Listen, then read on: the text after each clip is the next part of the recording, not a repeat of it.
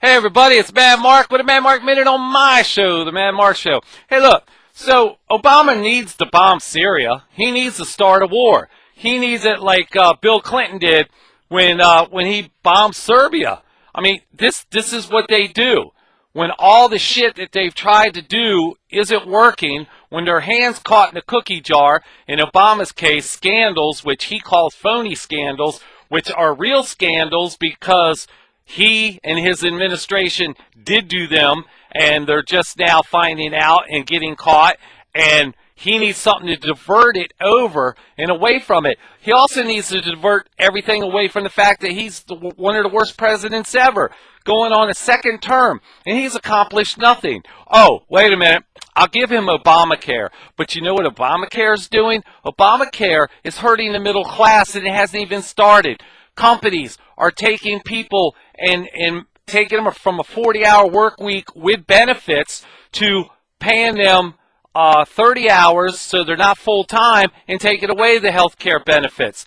This is wrong. People got jobs based on getting their 40 hours plus medical benefits for themselves and their family. And Obama has hurt middle class and he's hurt families. And then the audacity of Congress to not have to take part of this, not be part of the health care. I mean, it just shows you the disconnect between them and us. But let's get back to Obama. Obama needs to have a Syrian issue. He needs to have us bombing there. He needs to divert all attention away from that he's the worst president ever, and he was only in there for one reason and one reason only, and that was to push the leftist agenda. Was backfired in his face. And he was so much of a non-leader that he said he was going to do it. Then he pulls back because he knows legally he couldn't. Then he said he's going to let Congress do it. Then he asked Congress not to vote on it because this guy is a loser. He doesn't know what to do. If he doesn't have his teleprompter there, he can't do anything. Again, you know, Obama looks bad. He's making our country look bad. And I wish we could get him out of office, but there's a better way. Every Democrat needs to pay for this crap that they put our country through while they beat the drum of how George Bush fucked everything up when, in fact, they haven't done anything to change anything.